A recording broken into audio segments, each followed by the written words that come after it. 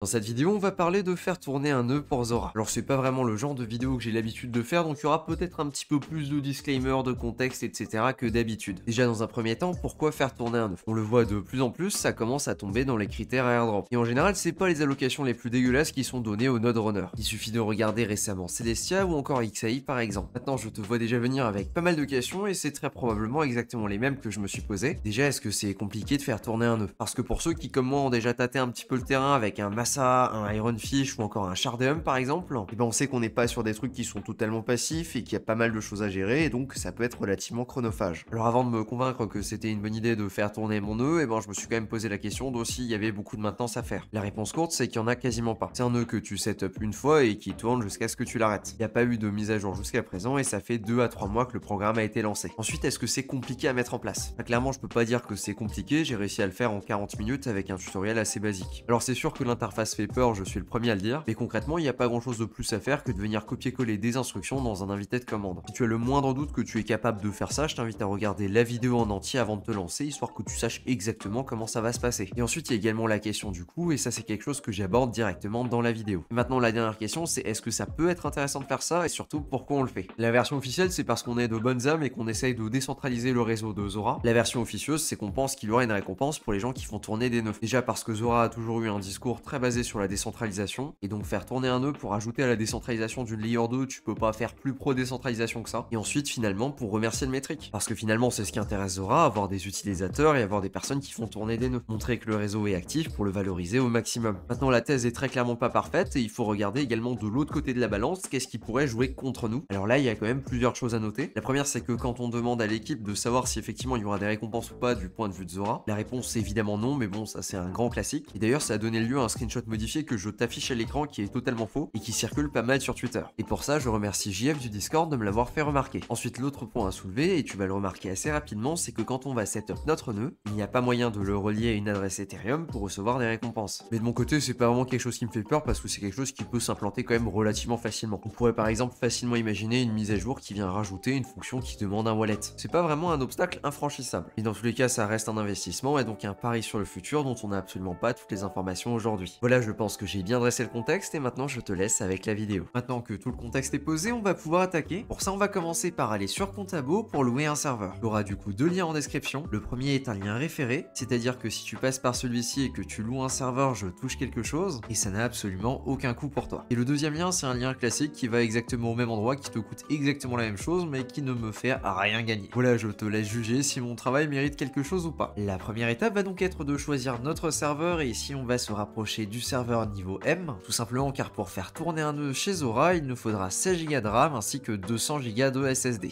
Et malheureusement, il n'y a pas assez de RAM sur le petit. Je vais donc le sélectionner juste ici. On va donc juste le paramétrer ici. Donc le premier paramètre, on n'y touche pas. Le deuxième paramètre, on n'y touche pas. Pour le troisième paramètre, tu vas t'assurer qu'il soit sur 400 Go SSD. Et juste en dessous, au niveau du 4, il va nous demander de sélectionner notre image. Et ici, on va cliquer sur Apps and Panels et on va sélectionner Docker. Juste en dessous, il va nous demander de créer un mot de passe. Et là, c'est très important que tu t'en souviennes, car ce sera le mot de passe nécessaire pour accéder à notre serveur. Donc prends un petit bout de papier et note-toi ça dessus. Et pour tout le reste, le 6, le 7 et le 8, on s'en fiche, on n'en a pas besoin. Voilà donc concrètement ce qu'il va nous afficher, ce que ça va nous coûter. Ici, c'est 11,40 € par mois pour faire tourner le serveur. Et c'est un frais d'installation unique, donc à payer seulement une seule fois au moment du setup de 7,20 €. Ce qui fait que pour le premier mois, on va payer 18,60 €. Et ensuite 11,40 € tous les prochains mois, jusqu'à du coup qu'on décide d'arrêter de louer le serveur. C'est là la partie qui fait très clairement peur quand tu fais ça la première fois, tout simplement car il y a deux choses à prendre en compte. La première, c'est qu'on n'est pas sûr à 100% qu'il y aura un airdrop pour les personnes qui font tourner un nœud, et donc que c'est totalement de la spéculation. Et la deuxième, c'est que si tu fais tourner ton nœud, et bien tu vas le faire tourner jusqu'à ce que Zora se décide à lancer un token. Et ça, c'est quelque chose qui peut très bien arriver dans 3 mois comme dans plus d'1 an. De mon côté, je pars du principe que je vais faire tourner mon nœud pendant 1 an. Je peux faire la simulation juste ici en mettant 12 mois. Voilà, et donc ça va me coûter environ 140 € sur une année. C'est le prix que je suis ok à mettre là derrière sur cette spéculation là, et je comprends très bien que c'est pas le cas de tout le monde. Alors même si tu souhaites pas le faire, je t'invite quand même à regarder un petit peu la suite de la vidéo pour comprendre comment ça fonctionne, histoire que si un jour tu te poses la question, ou alors tu veux faire ça juste pour la culture, eh bien tu puisses savoir comment faire, ou en tout cas au moins avoir une idée de comment ça se passe. On est tout bon avec nos paramètres, je vais donc acheter juste ici en cliquant sur Next. Alors toi, si t'as pas déjà de compte chez Contabo, il va falloir en créer un en renseignant plusieurs informations juste ici, et pour le coup moi j'ai déjà un compte, donc je vais venir le valider. Et il me semble de mémoire quand j'avais créé mon compte pour la première fois qu'il m'avait demandé un justificatif de domicile, et je crois que j'avais envoyé une de mes factures de téléphone. Et je suppose qu'ils font ça pour se couvrir des abus, parce qu'il y a évidemment des personnes qui vont s'amuser à louer des serveurs pour faire des trucs pas très gentils. Ok, je vais me connecter avec mon compte à moi. Impeccable, je viens de commander mon serveur et j'ai plus qu'à patienter jusqu'à recevoir les détails sur mon mail de commande. Et voilà, on est quelques minutes plus tard et tout va bien, j'ai toutes les informations qui vont bien pour utiliser mon serveur. Et ici, ce qui va particulièrement nous intéresser, c'est l'adresse IP de celui-ci. Et maintenant, avant de faire quoi que ce soit, il faut qu'on puisse interagir avec notre serveur. Et pour ça, on va télécharger un outil qui permet de le faire et qui s'appelle Putty. Et ici, on va télécharger la version x86 pour 64 bits.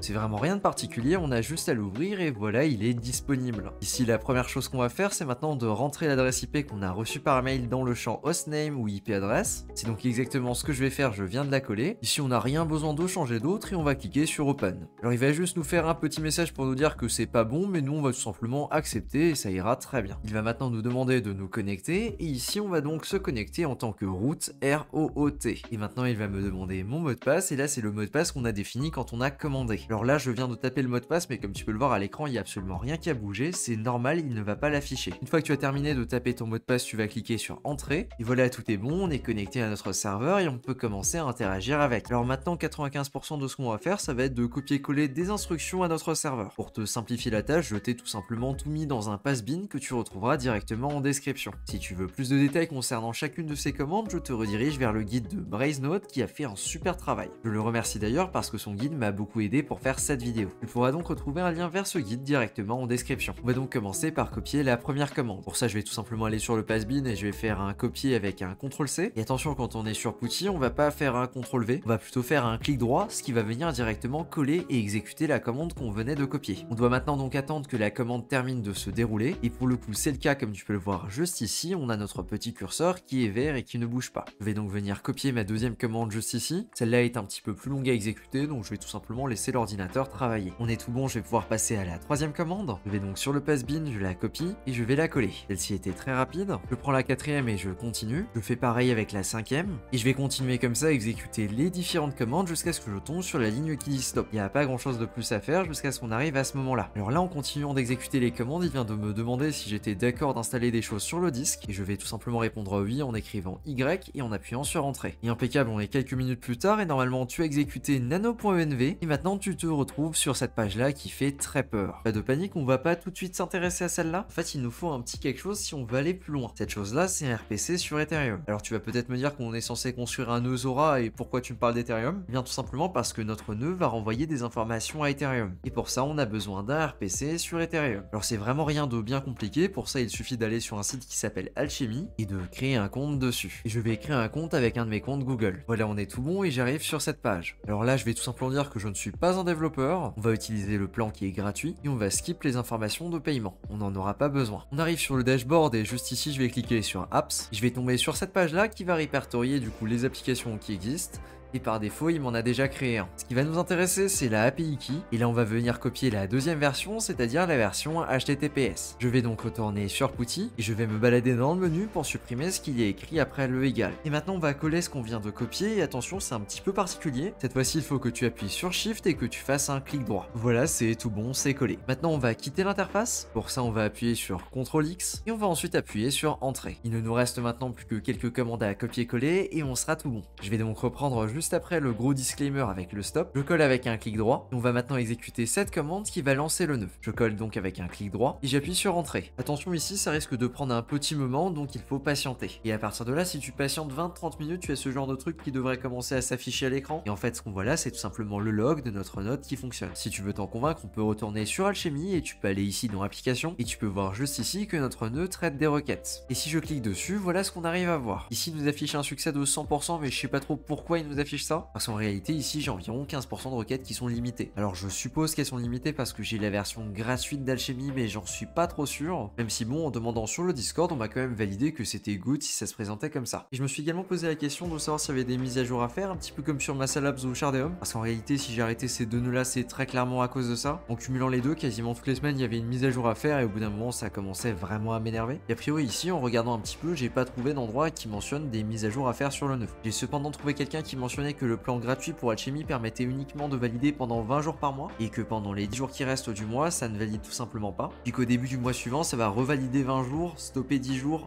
revalider 20 jours, stopper 10 jours, etc. A priori, il y a une stratégie qui permet d'éviter ça assez facilement. En fait, il faut tout simplement avoir 2 comptes Alchemy et venir modifier le RPC qu'on a enregistré avec le deuxième RPC. Et donc avec ça, en fait, on va venir tourner. Et ça, c'est déjà plutôt pour de l'optimisation. Voilà donc pour le petit guide sur comment setup un nœud sur Zora. Si t'as besoin d'aide pour le setup, n'hésite pas à passer sur le Discord dans la rubrique Zora, directement dans la partie airdrop. Je pense qu'on sera plusieurs à faire tourner le nœud et du coup qu'on sera plusieurs à avoir rencontré des problèmes différents et donc on pourra s'entraider. Merci à toi de ton attention sur cette vidéo et sur ce je te dis à plus pour une prochaine. Ciao.